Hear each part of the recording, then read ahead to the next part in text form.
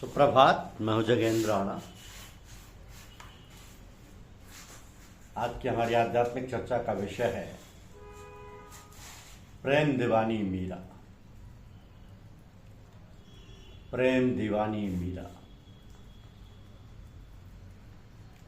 मीरा के व्यक्तित्व और चरित्र के प्रभाव को उसका समकालीन समाज ग्रहण न कर सका।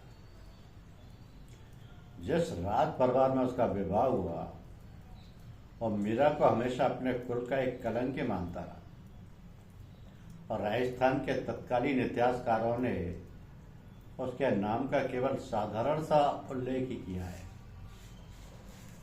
परंतु मीरा आसानी से भुलाई ना जा सकी। उसकी भक्ति, उसकी निष्ठा और उसकी दृढ़ता, प्रभु प्रेम में समर्पित उसका जीवन समय के पथ पर एक अमिट छाप छोड़ गए हैं।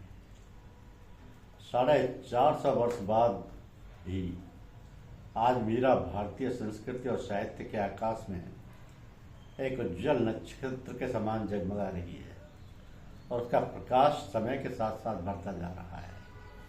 इतिहासकारों द्वारा उपेक्षित होने पर भी मीरा अपने चित्ताकर्षक गीतों द्वारा जनसाधारण के हृदय में जीवित रही। उन गीतों द्वारा जिनकी प्रेरणा और लोकप्रियता आज तक भी कम नहीं हुई है। उस समय के राजा महाराजा आज केवल इतिहास के पृष्ठों में ही रह गए हैं, परंतु समय के साथ मीरा की महिमा और लोकप्रियता बढ़ती गई, और आज वह अपने समय की सबसे भावपूर्ण और प्रभावशाली कवयित्री मानी जाती है। मीरा का जन्म सन 1458 में कुर्की ग्राम में हुआ था, और रतन सिंह की पुत्री और मेड़ता नरेश राव दूधा की पौत्री थी। मेड़ता उस समय राजस्थान का एक स्वतंत्र और शक्तिशाली राज्य था। मीरा के पिता राव दूधा के छोटे बेटों में से एक था, और इसलिए मेड़ता में वह केवल 12 छोटे शहरों और ग्रामों का सरदार था। तो मीरा जब केवल 2 वर्ष की थी, उसकी माता की मृत्यु हो गई। इसलिए राव दूधा उसको मेड़ता ले आए और अपनी देखरेख में उसका पालन पोषण किया। राव दूधा एक योद्धा होने के साथ ही भक्त हृदय व्यक्ति भी थे, और साधु महात्मा उनके महल में बराबर आते रहते थे। इस प्रकार मीरा बचपन से ही धार्मिक व्यक्तियों के संपर्क में आती रही, और उसका झुकाव आध्यात्मिकता की ओर हो गया। उस समय के राजवंशों की परंपरा के अनुसार मीरा को वेद, पुराण और धर्म ग्रंथों तथा संगीत, कताई और सिलाई की शिक्षा के साथ ही तीर, तलवार आदि शस्त्र चालन और घुड़सवारी तथा रथ चलाने की भी शिक्षा दी गई। इस प्रकार मीरा को घरेलू और पारिवारिक कार्य के साथ ही युद्ध काल में शस्त्र संचालन की योग्यता भी प्राप्त हो गई। धर्म ग्रंथों के अध्ययन से उसे एक उदार दृष्टिकोण प्राप्त हुआ, और शस्त्र चालन की शिक्षा ने उसे साहस तथा दृढ़ निश्चय प्रदान किया। मीरा के अद्वितीय रूप और गुणों की चर्चा सुनकर मेवाड़ नरेश राजा संग्राम सिंह ने अपने ज्येष्ठ पुत्र युवराज भोजराज के लिए मीरा के दादा राव दूधा के सामने विवाह का प्रस्ताव रखा, जिसे उन्होंने शर्त स्वीकार कर लिया। सगाई धूमधाम से की गई, और चित्तौड़ तथा मेड़ता दोनों स्थानों में बड़ी खुशियां मनाई गई। परंतु राव दूधा, जिन्होंने मीरा को बचपन से पाला था और जो उसके लिए एक प्रकार से पिता और माता दोनों ही थे, विवाह तक जीवित ना रह सके। सगाई के कुछ ही महीनों के अंदर उनकी मृत्यु हो गई। मीरा अपने पितामह को बहुत चाहती थी, और उनकी मृत्यु उसके जीवन में पहला बड़ा आघात था। तो मीरा के चाचा राव वीरमदेव ने, जिनका मीरा के प्रति बहुत स्नेह था, उसका विवाह सन 1516 में बड़े उत्साह और समारोह के साथ संपन्न किया। इस समय मीरा की आयु 18 वर्ष की थी। विवाह में पूरे मेड़ता शहर को दुल्हन की तरह सजाया गया। राणा सांगा बारात लेकर आए, जिसमें अनेक नरेश, सामंत और योद्धा भी शामिल थे। मीरा जैसी रूप और गुण संपन्न पुत्रवधू को पाकर जो मेवाड़ की भावी महारानी बनने के पूर्णतः योग्य थी, राणा सांगा बहुत प्रसन्न हुए। विवाह के समय मीरा के चाचा राव वीरमदेव ने उसको दहेज में वस्त्र व आभूषण आदि के अतिरिक्त कई गाँव में दिए। राणा सांगा ने नववधू को बड़े स्नेह के साथ अपनाया, और उसे बहुमूल्य वस्त्र और अलंकार दिए तथा कई ग्रामों की आय भी उसके नाम कर दी। मीरा के पति युवराज भोजराज एक सुंदर प्रभावशाली वक्त थे और कई युद्धों में अपनी वीरता के लिए यश प्राप्त कर चुके थे। अनुमान है कि मीरा का दाम्पत्य जीवन सुखी था और ससुराल में उसको समुचित आदर और स्नेह मिला, परंतु ये सुख अल्पकालीन ही रहे। विवाह के लगभग 10 साल बाद 1525-26 में हुए युद्ध में युवराज भोजराज का देहांत हो गया। मीरा के लिए यह एक मार्मिक आघात था। राणा सांगा ने उसे मेवाड़ की रानी बनाने के लिए चुना था, परंतु भाग्य कुछ और ही मंजूर था। पति की मृत्यु के 6 महीने बाद मीरा को 2 और सदमे पहुंचे।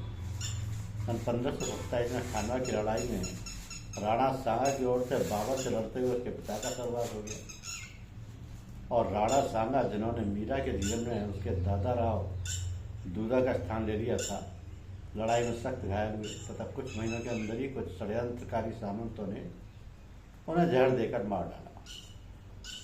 एक के बाद एक आने वाली इन दुर्घटनाओं से मीरा को बहुत आघात पहुंचा। उसे संसार की असारता का आभास होने लगा। उसकी स्वाभाविक भक्ति भावना जागृत हो उठी और उसका झुकाव अंतर की ओर होने लगा। तो अपने बचपन और युवावस्था में मीरा भगवान कृष्ण की उपासिका थी।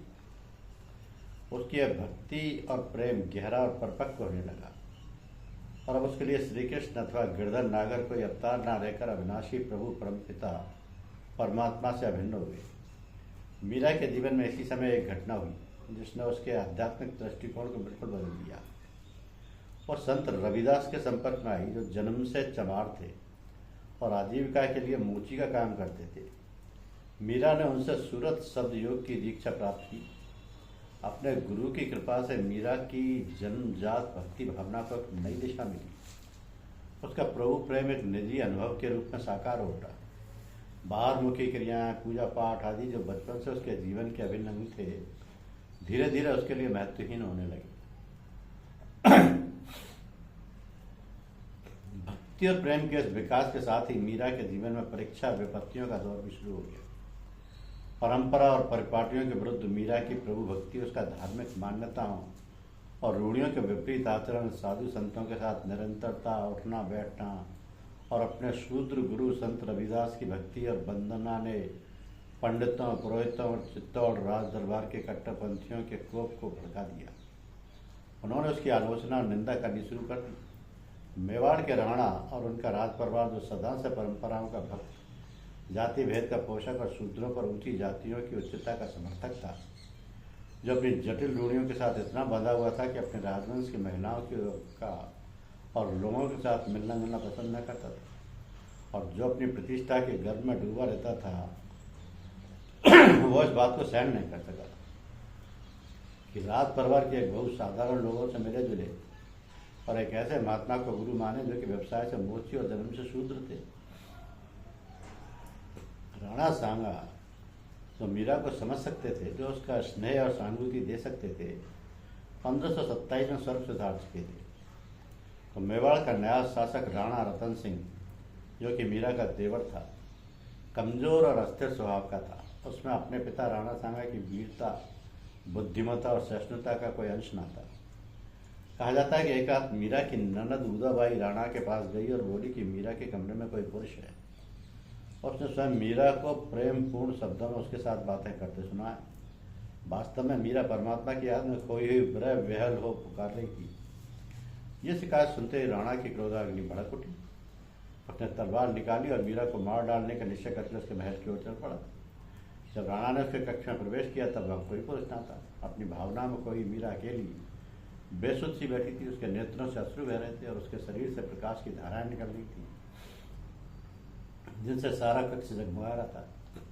तो जैसे ही राणा ने उसे मारने के लिए तलवार उठाई, एक तेज प्रकाश ने उसको चकाचौंध कर दिया। इस अनुभव से वह एकदम घबरा उठा और तेजी से कमरे से बाहर निकल आया। उदा, जो राणा के इंतजार में बाहर खड़ी थी, उसकी घबराई हुई हालत देखकर आश्चर्यचकित रह गई कि अंदर क्या हुआ। इसका कुछ भी अनुमान न लगा पाने के कारण स्वयं मीरा के कमरे में गई और वहाँ का दृश्य देखकर स्तंभित रह गई। मीरा अभी भी उसी प्रकार बैठी थी। उससे अपने तनबदन की सुधि न थी। उसका मुख प्रकाश से दमक रहा था। उसकी ज्योति से पूरे कमरे में उजाला छाया हुआ था।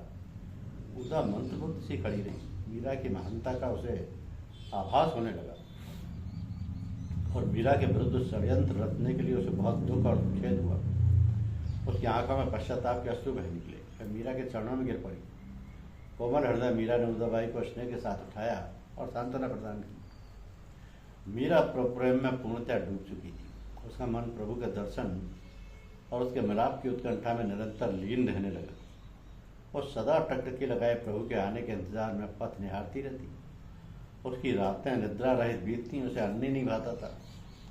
वह इस प्रकार तड़पती थी जैसे जल के बिना मीन तड़पती है। अपने प्रियतम से मिलने की उसकी व्याकुलता इतनी तीव्र थी कि जब किसी ज्योतिषी ने उसका भविष्य बताना चाहा तो मीरा ने सिर्फ एक ही प्रश्न जो उसके मन में था पूछा कि ए अच्छे ज्योतिषी, मुझे बताओ मैं अपने प्रिय प्रभु से मिलाप कब प्राप्त करूं। तो अपनी चित्तौड़ यात्रा के समय रविदास नीची जाति के लोगों के लिए निर्धारित अलग बस्ती में ठहरा करते थे। ऊंची जाति के लोग ना तो बस्तियों में जाते थे और ना ही यहाँ की झोंपड़ियों के अंदर पैर रखते थे। कहा जाता है कि मीरा एक नीची जाति की साधारण दासी के कपड़े पहनकर अपने महल से चुपचाप अपने गुरु के दर्शन के लिए जाती थी। परंतु रविदास की संगति के द्वारा उसे कुछ ही समय में बोध हो गया कि संतों का मार्ग चोरी और कायरता का मार्ग नहीं। अतः परिणाम की कोई चिंता न करते हुए खुले रूप में बेझिझक अपने गुरु के पास जाने लगी और जाति भेद और ऊंच नीच की चिंता न करते हुए अपने गुरु के अन्य साधारण शिष्यों के बीच बैठती, रविदास के चरणों में मस्तक झुकाती और उनके हाथ से प्रसाद ग्रहण करती। जब तक रविदास चित्तौड़ में रहे, वह प्रतिदिन उनके दर्शन के लिए जाती रही। अपने गुरु के प्रति गहरी भक्ति और प्रीति के फलस्वरूप मीरा को अंतर में आत्मिक अनुभव होने लगे। इनका बोध वह अपने पदों में देती है और स्पष्ट रूप से कहती है कि यह प्रसाद उसे अपने गुरु की कृपा द्वारा प्राप्त हुआ है कि हे प्रभु, मेरे हृदय मंदिर में पधारो। मैं आपकी राह देख रही हूँ। धरती और आकाश के बीच प्रभात उज्जवल रंग मूसलाधार वर्षा की तरह फैल रहे हैं। अपने गुरु के प्रताप से मैं प्रभु के नाम का स्मरण कर रही हूँ। अंतर में दोनों मंडलों के बीच नाम के कमल में मैं सुखपूर्वक स्थित हूँ। बंकराल के पार मुरली की मधुर धुन अपने गुरु की कृपा से मुझे सुनाई देने लगी। मेरे सुहागिन आत्मा इस शरीर रूपी शहर में आनंद मग्न है। तो अपने दयालु गुरु से मिलने पर मेरा जन्म मरण का भय नष्ट हो गया है। दाएं गंगा और बाएं जमुना के बीच की गली में अब मेरी आत्मा निवास करने लगी। मीरा कहती है कि जब से मुझे सब प्रकार से समर्थ गुरु मिले हैं, तब से मन में पूर्ण विश्वास और प्रीति आ गई। तो मेवाड़ के रूढ़िवादी कट्टरपंथियों का द्वेषपूर्ण विरोध बढ़ता गया। मीरा के सतगुरु प्रेम ने उसकी क्रोधाग्नि में घी का काम किया, परंतु सभी प्रकार के विरोध और शत्रुतापूर्ण व्यवहार पर मीरा शांत और निर्विकार रही। लोग कहने लगे कि मीरा पथभ्रष्ट हो गई है, वह अपने कुल के लिए कलंक है, वह भले बुरे की समझ खो बैठी और यहाँ तक कि वो पागल हो गई। मीरा अपने गुजराती पद में उत्तर देती है, पागल, हाँ मैं पागल, परंतु अपने इस पागलपन के द्वारा मैंने मनुष्य जन्म के असली ध्येय को प्राप्त कर लिया है। वो आगे कहती है कि प्रभु प्रेम का जो रस देवी देवताओं को भी दुर्लभ है, उस रस का आनंद ये पागल निरंतर लेती है। हे लोगों, तुम मुझे पागल पागल क्या कहते हो? मुझ जैसे पागलों का सभी कार्य प्रभु स्वयं संपूर्ण करते हैं। दयाराम नामक एक व्यक्ति को सोने के कटोरे में विष ले जाकर मीरा को चरणामृत के नाम से देने के लिए भेजा गया। उदयबाई को षड्यंत्र का पता चल गया। उसने तुरंत जाकर मीरा को चेतावनी दी, परंतु मीरा ने कभी चरणामृत लेने से इनकार नहीं किया था। अतः यह जानते हुए भी कि प्याले में विष है, उसने सहर्ष पी लिया। कुछ समय बाद राणा ने अपने आदमियों को भेजा कि मीरा के शरीर को उठाकर वन में डाला, परंतु मीरा पर विष का कोई असर नहीं हुआ था। जब राणा के आदमी पहुंचे तो उन्होंने मीरा को आत्मविस्मृत तो भजन गाते हुए पाया। उसका मुख दिव्य प्रेम की अलौकिक ज्योति में चमक रहा था। मीरा के अपने शब्दों में कहा कि वो इस परीक्षा से ऐसे निकली जैसे सोना तपने के बाद निर्मल और शुद्ध निकलता है। एक प्रेमी भक्त के रूप में उसकी ख्याति फैलने लगी और लोग, जिनमें ज़्यादातर साधारण गरीब प्रजा थी, मीरा के दर्शन और उसके भजन सुनने के लिए आने लगे। कहा जाता है कि मुगल अकबर वेश बदलकर अपने दरबार के प्रसिद्ध गायक तानसेन के साथ मीरा को देखने और उसके भक्तिपूर्ण गीतों को सुनने के लिए चित्तौड़ आया।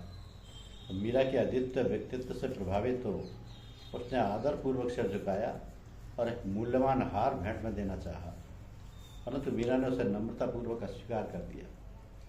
युवा अकबर के मन पर मीरा के व्यक्तित्व का गहरा प्रभाव पड़ा और धार्मिक संकीर्णता के स्थान पर उसके मन में उदार भावना उत्पन्न होने लगी। जिसके फलस्वरूप आगे चलकर उसने विश्वव्यापी धर्म की स्थापना करने का प्रयास किया।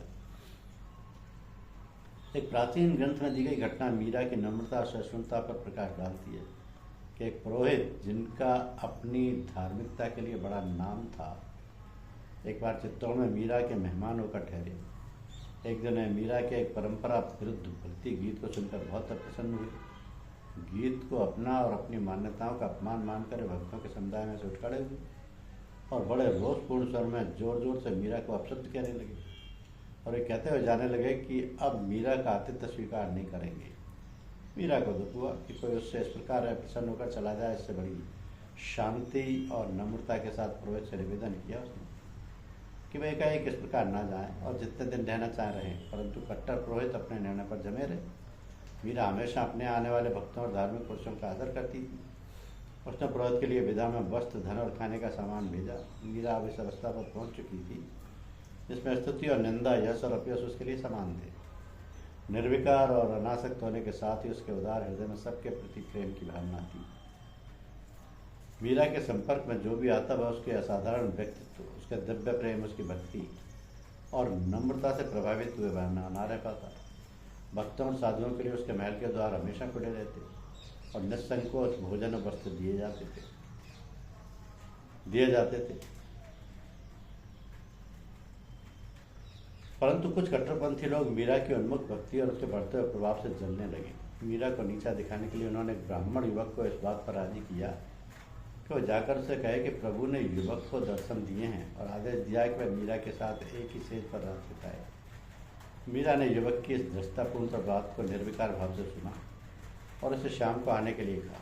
शाम को रोज के समान साधु और भक्तों की मंडली मीरा के आंगन में जमी हुई थी। सब मिलकर भक्ति के गीत गा रहे थे।